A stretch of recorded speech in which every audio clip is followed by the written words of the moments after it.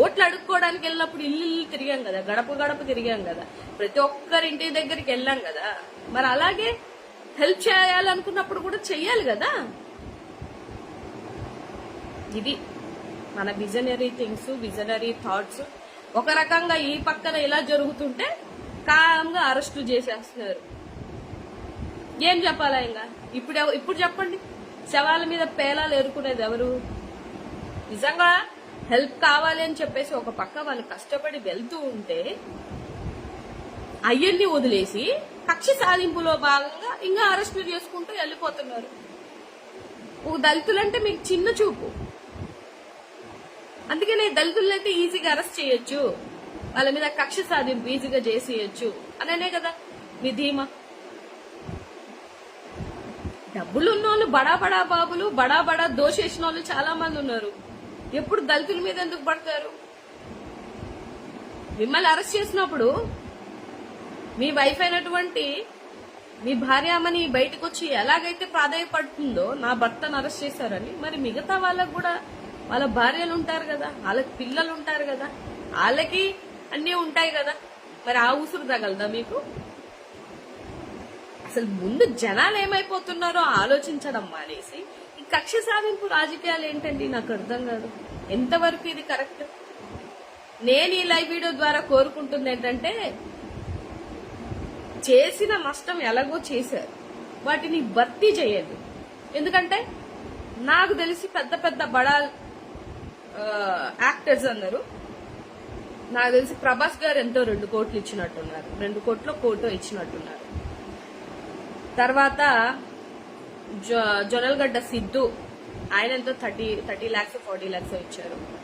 తర్వాత మీ ఫ్యామిలీ నుంచి చాలా మంది అనౌన్స్ చేసినట్టున్నారు. ఈ డబ్బులన్నీ ఉన్నాయి కదా, ఈ డబ్బులు ప్లస్ సెంట్రల్ గవర్నమెంట్ కూడా అనౌన్స్ చేసింది ఆల్రెడీ డబ్బులు. ఇవన్నీ ఒక్కొక్క ఇంటికి ఇంత అని కౌంట్ చేసి మినిమం 50,000, మినిమం 50,000. 1,00,000 రూపాయలు ఇస్తే ఇంకా హ్యాపీయే, 1,00,000 రూపాయలు ఇస్తే ఇంకా హ్యాపీయే. కానీ మినిమం 50,000 రూపీస్ అయినా, అంటే మినిమం వాళ్ళు కోల్పోయినవి చిన్న చిన్నవి కొనుక్కోవడానికైనా కూడా అది మీరు అనౌన్స్ చెయ్యాలి. ఇది చాలా జెన్యూన్ ఇదే, అంటే మీ పాకెట్ లో నుంచి డబ్బులు తీయమన్నట్లేదు.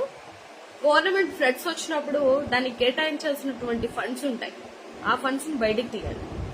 నెంబర్ 2, సెంట్రల్ గవర్నమెంట్ అనౌన్స్ చేసింది గవర్నమెంట్ కి హెల్ప్ చేయాలన్న ఉద్దేశంతో ఆ స్టేట్ కి ఈ స్టేట్ కి 2 స్టేట్లకి దగ్గరగా సమ్ 1300 crores ఎంతో అనౌన్స్ చేసినట్టుంది. దెన్ 3, ఇక్కడ చాలా మంది యాక్టర్లు ఆంధ్ర రాష్ట్రానికి అనౌన్స్ చేశారు. అవే నాకు తెలిసి ఎలా కాదని ఒక 10 నుంచి 15 కోట్లు ఉంది.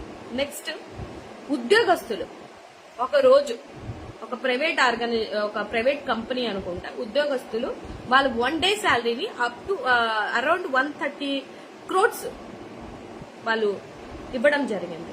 అది కాకుండా మనం ఇక్కడ చాలా మంది టీచర్స్ వీళ్ళు వన్ డే వాళ్ళ జీతాలు ఇవన్నీ వాళ్ళు కేటాయించాల్సింది ఇవ్వాల్సిందంతా వాళ్ళు అనౌన్స్ చేశారు.